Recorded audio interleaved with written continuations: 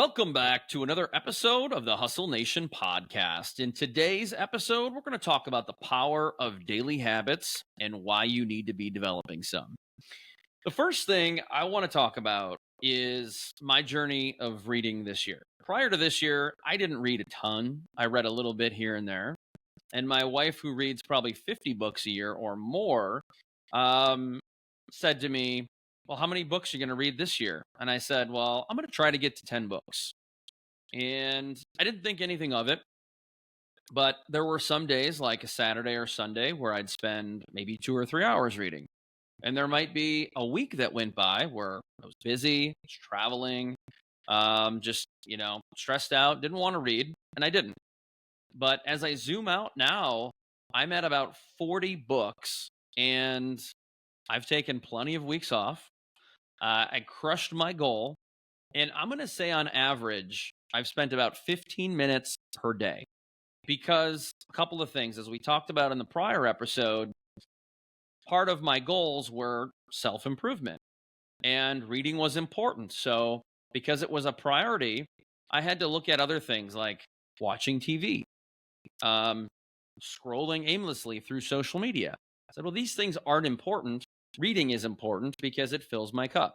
By filling my cup, it allows me to fill the cup of others. And it's expanded conversations I've had. It's done a lot of good for me. And so I've made it a habit to get into reading.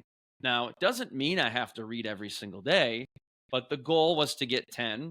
And as I continued to read, I said, I really enjoy reading. I'm going to keep reading. I didn't know I'd get this far. But a really interesting thing happened. And someone said to me, they're like, I just don't have that kind of time. Like, I could never read that many books in a year. And I said, that's what I used to say. I used to think I couldn't read. And I used to make all kinds of excuses why I didn't. Thought I was too busy. And I said, you know what? What if it only took on average 15 minutes a day? Could you find that time? And the person said, well, I don't know. Probably, maybe. I'm not sure. Like very non-committal. And I said, could you make 15 minutes a day or 10 minutes a day? 10 minutes a day might get you to 15 to 20 books. Yeah, I suppose I could. Now that you mention it, that seems really reasonable. And I said, yeah, it is. Would you be willing to sacrifice, and it's really not a sacrifice, 10 minutes of aimless scrolling through things that do nothing but keep you up at night and cause anxiety on social media to do that? And could you set a goal of 10 books, which, by the way, you'd probably have done in about 3 to 4 months if that was the case? And they said yes. So when I think about daily habits and I think about transforming your life, this doesn't have to be committing hours upon hours to doing something different. Sometimes it's just a matter of making a small change. And guess what? A small change led to a pretty massive accomplishment. And as we record this, we're not even through the year yet. And I'm going to have 42 or 43 books read. Something I never thought was really even possible for as little reading as I do. So Dustin, let's talk a little bit about why do daily habits often outperform big sweeping changes over life? So it's an interesting thing as we look at daily habits. There's lots of content out there, books written about, what it takes to make a habit stick and all this sort of stuff. And there's a lot of good information out there. Don't get me wrong. I think there's a few things, and you've kind of touched on some of them. When I look at not only how do you make them, but actually what is the power of them? Because I think a lot of times people use the discussion around habits as a way to kind of just critique themselves on things that they're not achieving without really a clear plan on how to do it. Right. And so like to your point of books, right. It wasn't, if that wasn't a priority to you, you wouldn't make the 15 minutes. Right. But because it's tied to your why, because it ties to a goal you have, right. It's a very simple behavior that you can try to, that makes it easier. But what I really think is interesting about daily habits, I actually think there's two things that are so powerful about them that most people underestimate. But before I get to those two, I think there's an interesting, call it semantics, but if we look at daily habits, versus daily commitments. So a daily habit means it's just second nature, right? You wake up, you brush your teeth. It's just a habit. You don't even think about it. It's on autopilot. And I think a lot of times when people trying to start a quote unquote new habit, that's the way they think about it. And I think that's why it's so hard, because they're thinking about it like, how do I make this so I don't need to think about it anymore? Well, you had to think about it for a long time. And, there's some people that say it's like 20 some days. Some people say it's 60 some days. I don't know what the date is. I'm not a scientist for that. But here's what I do know. I do know if you shift from a mindset, it's a daily commitment you have as opposed to a daily habit. That commitment can become a habit a lot easier because that commitment is tied to your vision. It's tied to a behavior that's going to drive to your goals and drive to your vision. Now it makes a little bit more sense. And so if you start every day with, okay, here is a daily commitment that I have. What is the power of that? Well, the cool thing about that is there's two powers. So one is the ability to fail with little consequence. So most people, when they do goal setting, they're setting it out for the year. And, we talk about someone, wants to run a mile a day for every day of the year. They get to May, they miss a day, they get injured, whatever. And then what happens? They just stop. Now they could probably do it again in June or July, but they just stop. They wait until January because they're like, oh, I want to start the challenge again. And so it's that, kind of falling off the wagon that actually hurts you, versus if you just hop back on, it would allow you with very little consequence to fail. So if you have a daily commitment that, let's say it's something you've never done before. I have a daily commitment to read 15 minutes a day. And that's just not part of your days today. And you miss a day. Who cares? Like, nothing's going to happen. You're not going to lose an appendage. You're not going to lose your life, right? Like, nothing is going to happen.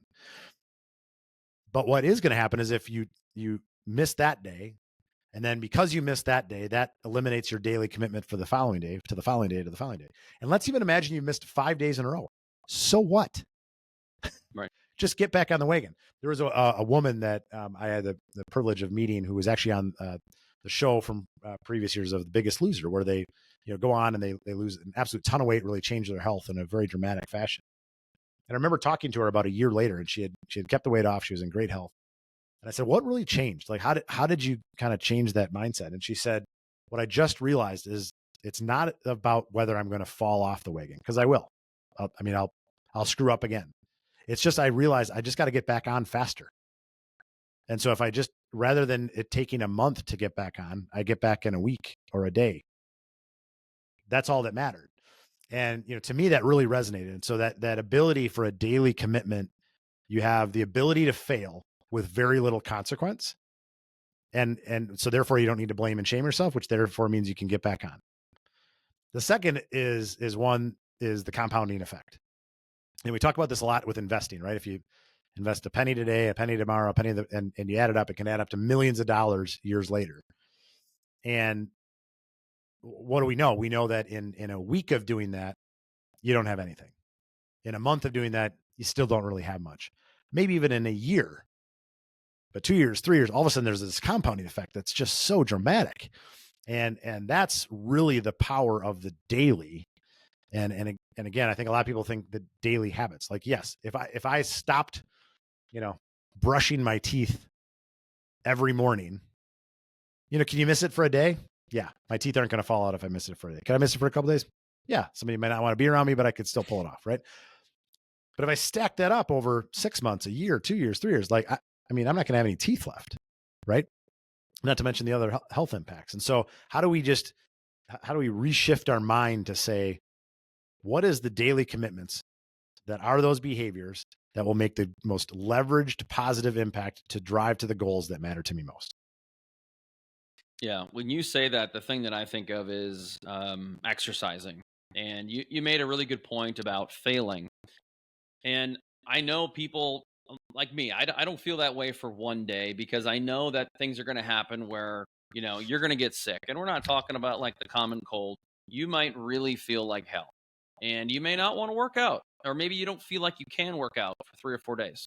It's okay. You could still zoom out on the year and say, I worked out 325 days of the year. That would be a massive success. Even to say you did half of the year would be a massive success. But I've also done this where, I'm not a super early bird. I'll wake up, and if there's a day where it's like, you know what, I'm not feeling well or I'm tired, I just had something going on where I only have about 15 minutes. I could go downstairs, hop on my bike, get a quick 15-minute ride in, and I could still zoom out at the month or still zoom out at the year and say, "Oh, wow, I fulfilled my commitment 85% of the time." Now, were some of them 1 hour workouts? Yes. Were some of them 10-hour workouts? Yes. But on Mhm. average, it was a half hour, massive success. And that puts me probably in the 5, 10 percentile of people who exercise. And I can feel really, really good about that. So I think for me, it's not about perfection. It's about the power of consistency, and that it's okay, and that we need to give ourselves grace, because I truly believe this, Dustin. I think there is no such thing as perfect. And I think striving for perfection is part of the problem, because a lot of times it robs us from taking action, it robs us from progress. And that is another thing I see so often, Dustin, is people look at all of this, and maybe they're working on their 2020 vision guide or not. And they say, you know what? I work 50 hours a week, or I work 60 hours a week. And you start to audit it, and it's not so much habits. It's just that they're in constant motion, and it's the wrong things. It's not the daily habits they've created that align with their vision guide. They're just taking massive action. It's so true. I mean, you don't confuse motion with progress, right? And we see that from so many people where and we all fall into it because we lie to ourselves, right? Like we don't really realize where we're spending our time, energy, and effort. And it's not until we really take a step back and think through what is the daily commitments, what are the things that I actually should commit to, versus what are the things that might just come my way. And I'm okay when they come my way, but I'm going to make sure I make priority of these things. Not everyone can do this, but I know Alex Hermosi had talked about this of, he just takes his most highest leverage things. He doesn't do anything other than that before noon every day. Now, he's a massive success, so you can't argue with the concept. I don't know if he was able to do that when he was first, launching Gym Launch. I'm sure he was not. But the point is still the same. It's when you find the most high leverage activities, get those done first. Whatever those daily commitments are, I think a lot of times people try to spread them throughout the day. And what I've seen is, and we've done this with our planner and all that sort of stuff, right? Like when you set up your stack of like, okay, what would make this a successful day? Here's the 3 things that I could do today that are my daily commitments, that high leverage, drive to my goals, make the most impact. When you get those done, the whole day's better. You create a momentum. You almost you get that hit of dopamine, right? It's that measure of success. It creates momentum for so many other things because we all have things that come at us. We all have things throughout the day that pull us away. That'll never change. But if we have those very critical actions, then we're actually making progress towards it. Because one of the things we've seen, Chris, we've seen this time and time again, right? A lot of people even talk about the word hustle and they associate it with the word burnout. And we talk about this a lot because I totally understand why it happens. Because if you're having a tremendous amount of hard effort, but you're not making progress, that is the definition of burnout. People don't burn out when they're kicking butt.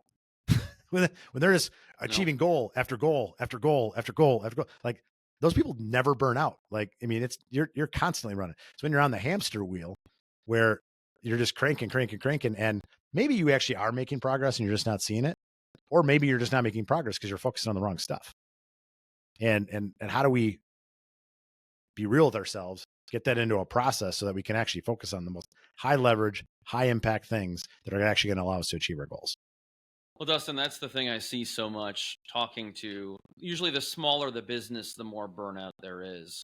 They're too busy working in the business and not on the business. They don't have the right priorities. Therefore, they often don't have the best habits. And so that brings me to my next question, which is, there are a lot of folks out there with bad habits. There are some folks that don't really have habits. They just need to create some positive habits. So rather than and feeling overwhelmed, what are some ways they can get out of their old ways and build some new habits? So I think the first thing, in order to make it sustainable, you have to have it tied to your why, because if it's not really core to what you really want to accomplish long term in your life, you're just not going to be committed to it. And then why waste the time, energy, and effort? But I think beyond that, right? If you're looking for this is a new habit I want to take, right? Whether it be exercise, whether it be making 15 outbound call attempts in the morning, whether it be uh, you know reading books, fitness, you name it, right? Whatever the thing is, doesn't really matter. Uh, don't focus on it being the biggest, most audacious habit. It could start with the smallest thing. So one of the examples I've shared in the past is if you just walk into a gym. And a lot of people will be like, really? Like that's going to be your behavior? That's going to be a goal? You just walk into a gym? I'm like, yeah, because what do we know? If you actually get your butt out of bed, you get dressed, you walk into a gym, could you literally walk in and do nothing and walk back out? You could. Human behavior is you're not going to do that. Now, to your point earlier, maybe you don't have a lot of time. And so maybe you end up, doing kind of a partial workout.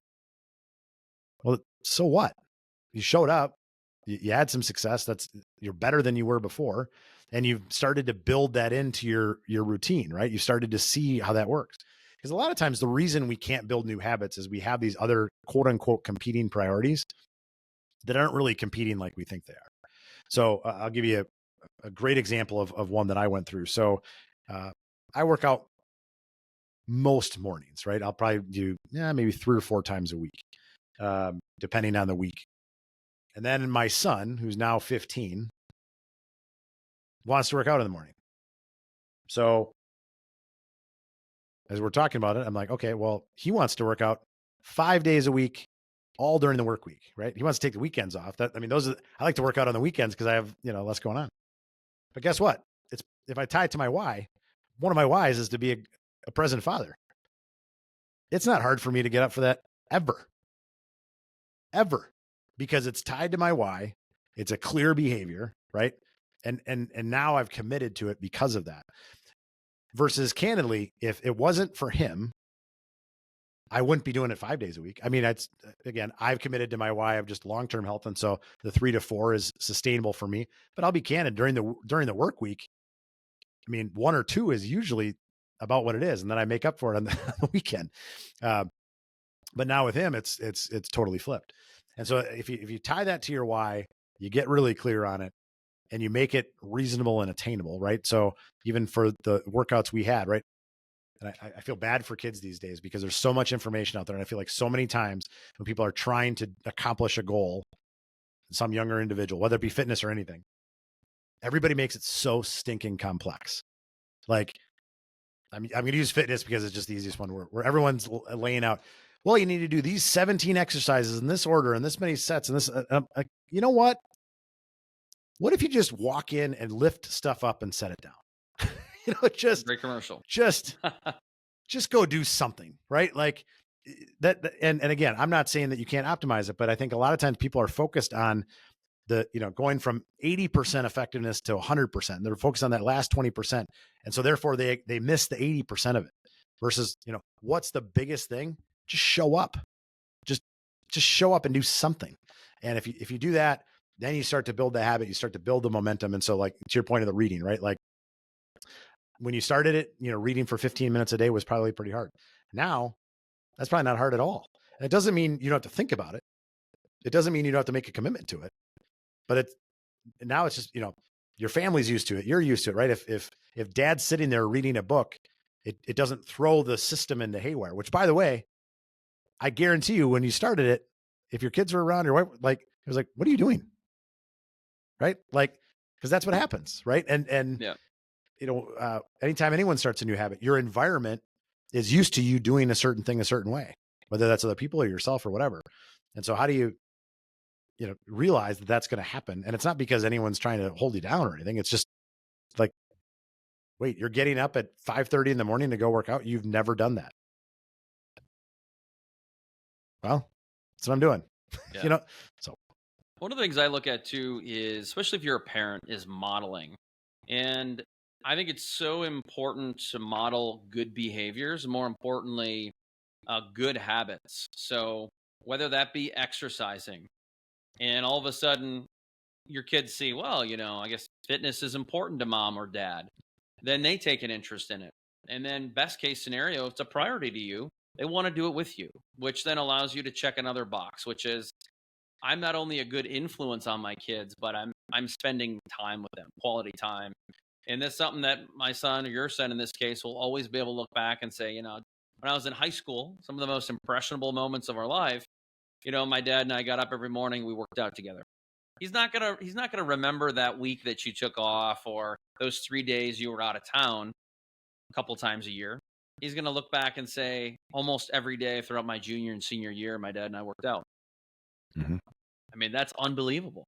So I'll say this, like, if any of that sounds interesting to you, this is something I've said for a long time, is if it's a priority to you, it'll be on your calendar. Or in this case, as we talk about a lot, Dustin, it'll not only be in your 2020 vision guide, it'll be in your daily plan. And if it's not a priority. And Mhm. so if it is a priority, not only will it be written down and documented multiple times, but you will not find time, but you will make time for it. And through the course of years or months, probably in my case, like with reading or working out, oftentimes 15 minutes a day doesn't even feel like enough, especially with a workout. But I still zoom out and say, I got it in. I got it in. I wasn't feeling good, but I did it anyways. And that's important to me. So it's a priority, it's a habit, and I don't like breaking those habits now. Now that I've Mhm. built them, in fact, I wish I would have done them years ago.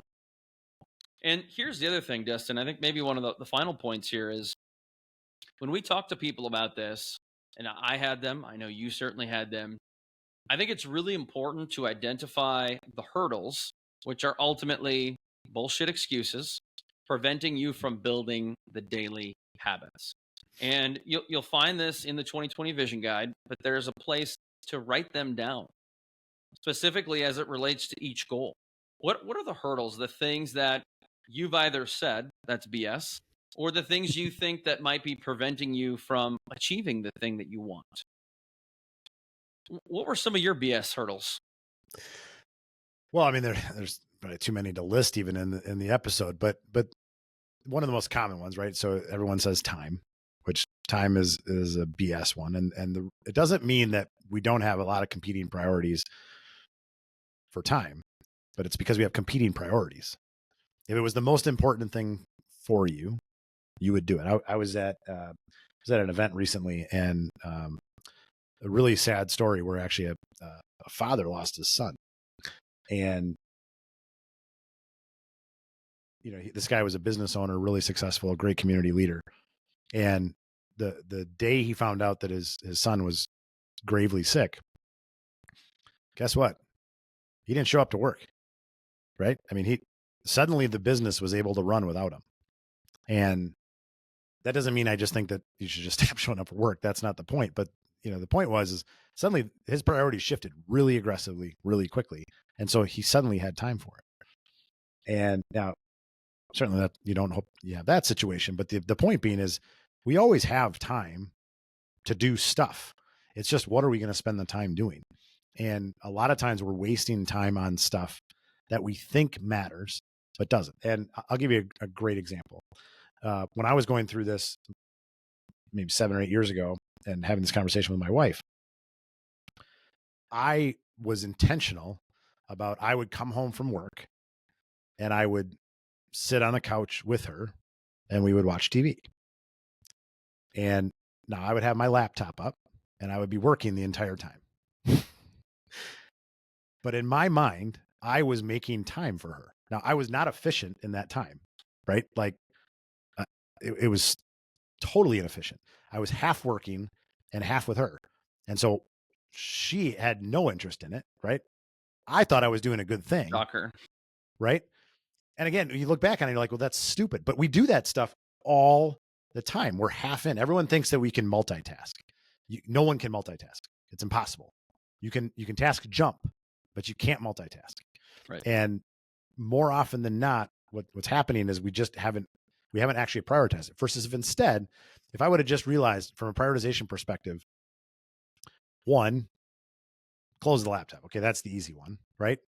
Or what if it was, you know what, I have to get these things done. So I'm gonna leave. I'm gonna go into my office. I'm gonna do an hour of this stuff so that I can get this thing done. And then I'm gonna come back and I'm gonna actually have real time together, right? Which is now the way we live, right? But I didn't know that at the time because I wasn't thinking through what am I actually spending my time on and what's really the most important piece. But it was an excuse, right? I didn't have the time. But sometimes there's other, the most basic things. We are creatures of habit. I've shared this one with many people in the past. For me, for exercising, I have to have everything laid out the night before. It's stupid. It's complete. I mean, everything is right there.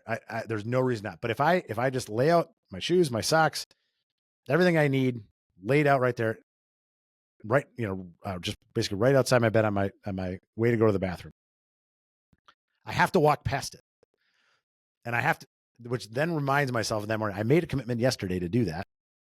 I can do that. I should do that. Versus when I don't, I lie to myself. I'm like, I got a lot of stuff at work to do. I just got to go. Right. And so now that's an excuse. To your point, it's an absolute bullshit excuse. I'm weaning myself off, trying to wean myself off of it. But the idea is I just was real with myself. Like, okay, this is a cue that I can do that. Yes, it's a bullshit excuse, but it's going to allow me to be prepared to think, get my mind right to do it. And the reality is we're human. We're fallible people by nature. What are the ways we can, in many ways, almost trick ourselves into how do we make it a priority? How do we make the time? How do we eliminate these barriers? And then the last thing I'll share is there are some times where they're actually real barriers. Like there is the possibility to be a real barrier, but it always comes down to, unless it's a physical thing, it's always a prioritization thing. And so as an example, Agreed. At one point I was having a conversation with actually a coach of mine, and I was talking about just not having the time to do certain things that I had committed to doing. And the realization came as at that time I was on like 4 different nonprofit boards that was taking up hours of time every single month. And he's like, so how does that fit for you?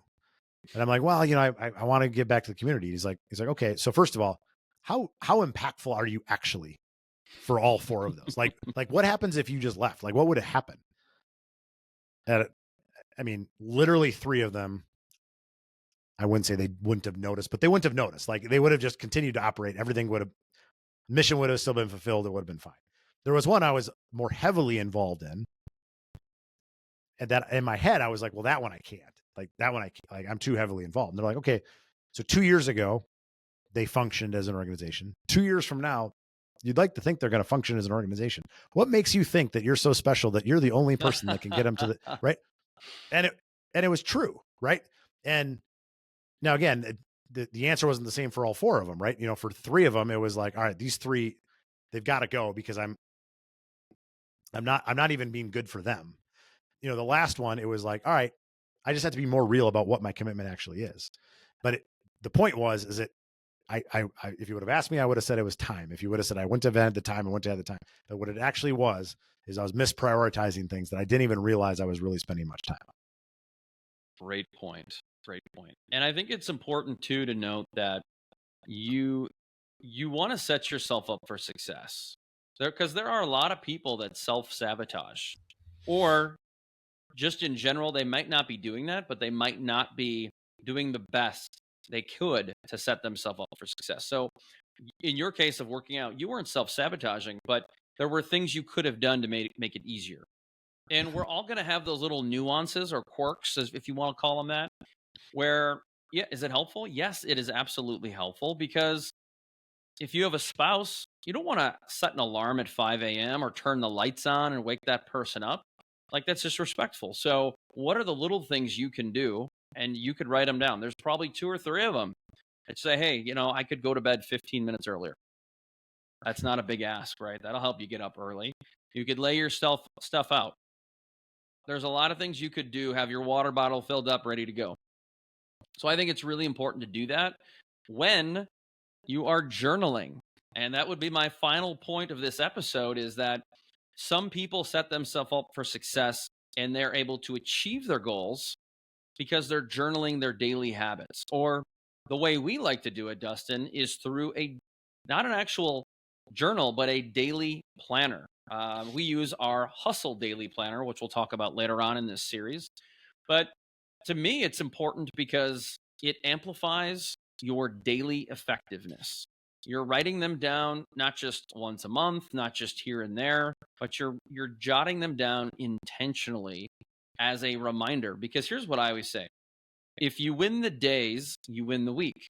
If you win the weeks, you win the month. And if you win the months, you're going to win the quarter. And it's inevitable. You are going to crush the year. And so documentation is key, but do it with intention. Whether you have our journal, whether you use a notebook, I would argue that a notebook is not good enough. I think if these things are really important to you, you will take this to the next level. And so I'm going to wrap this up and just say, again, if you're resonating with this stuff, I implore you to check out our 2020 Vision Guide. We'll certainly have links to the daily planner as well. But to get this far, to have a vision and to establish daily habits, even just to identify what are the right ones, because it's going to take time to create 2 or 3 new habits. And I don't know that you should even try to do that. I think one at a time, or maybe 2 small habits that you can implement into your calendar, into your routine with ease, is important. Setting the right bar, not raising it too high, not setting it too low to where it would take nothing for you to do that. Somewhere you're going to feel like you're really stacking victories is important here.